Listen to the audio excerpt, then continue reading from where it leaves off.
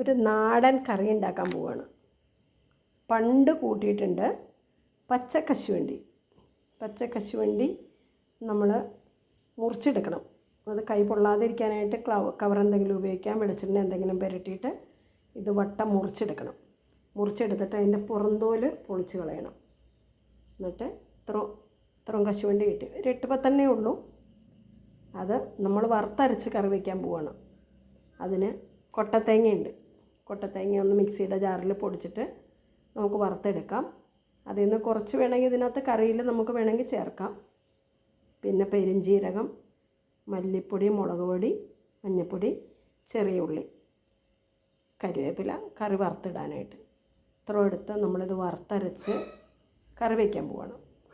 പുളിയുടെ ആവശ്യമുണ്ടെങ്കിൽ തക്കാളിക്ക് ചേർക്കാം, ആവശ്യമുള്ളവർക്ക്. ഇതെൻ്റെ ടെറസിലുണ്ടായ തക്കാളിക്കാണ്, അതുകൊണ്ട് 2 എണ്ണം അത് ചേർക്കാമെന്ന് വിചാരിച്ചു. അപ്പോൾ അതിങ്ങനെ എടുത്ത് പച്ചക്കശുവണ്ടി വറുത്തരച്ച് കറി വയ്ക്കാൻ പോവുകയാണ്. ഇന്നത്തെ സ്പെഷ്യൽ അതാണ്. കശുവണ്ടി കറി ഉണ്ടാക്കാൻ വേണ്ടി വെളിച്ചെണ്ണ ഒഴിച്ചു.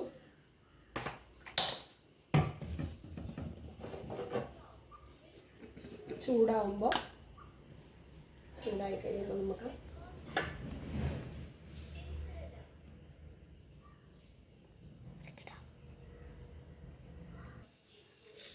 കടുകിടാം.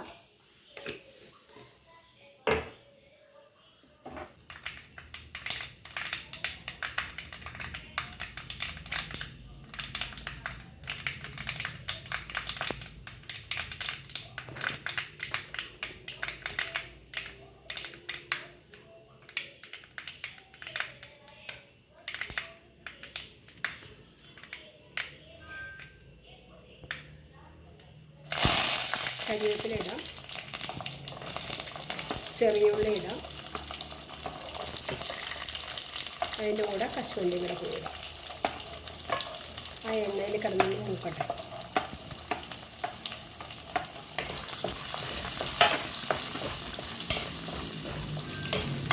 കുറച്ച് കശുവണ്ടി ഉള്ളൂ, ഒരു കുഞ്ഞ് കറിക്കുള്ളതേ ഉള്ളൂ. എന്തായാലും പച്ച കശുവണ്ടി കിട്ടിയപ്പോൾ പണ്ട് കഴിച്ച ഒരു രുചിയും കൊണ്ട് ഉണ്ടാക്കി നോക്കാം എന്ന് വിചാരിച്ചാണ്.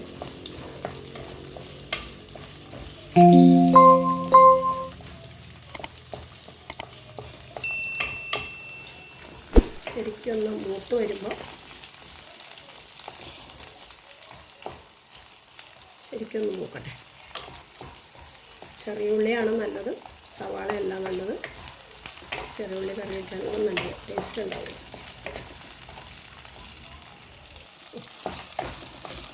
നമുക്ക് തക്കാളി ഇടാം.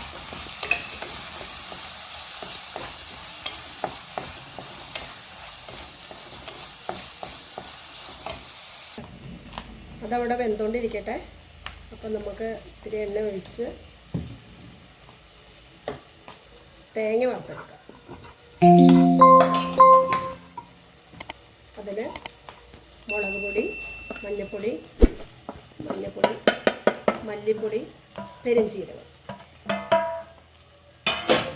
നന്നായിട്ടൊന്ന് മൂപ്പിച്ചെടുത്തിട്ട് അരച്ചെടുത്തുകൊണ്ട് വരാം. അത് വേവുന്ന സമയം കൊണ്ട് നമുക്ക് പതുക്കെ തീയിലാണ് വെച്ചേക്കുന്നത്. പതുക്കെ ഇത് നന്നായിട്ടൊന്ന് മുരിച്ചു മൂസേക്കണം കേട്ടോ. അത് നമ്മൾ അരച്ചെടുത്തിട്ടുണ്ട്. നമുക്ക് അടുപ്പത്തേക്ക് വെക്കാം. നന്നായിട്ട് മുരിഞ്ഞിട്ടുണ്ട്. നമുക്ക് അല്പം ഉപ്പിടാം. അധികം ഉപ്പ് ആവശ്യമില്ല, അത് ചെറിയൊരു കറി ആയതുകൊണ്ട് തന്നെ നമുക്ക് നോക്കി വയ്ക്കാം. എന്നിട്ട് അരച്ച് വെച്ച് വറുക്കാം ഒഴിക്കാം.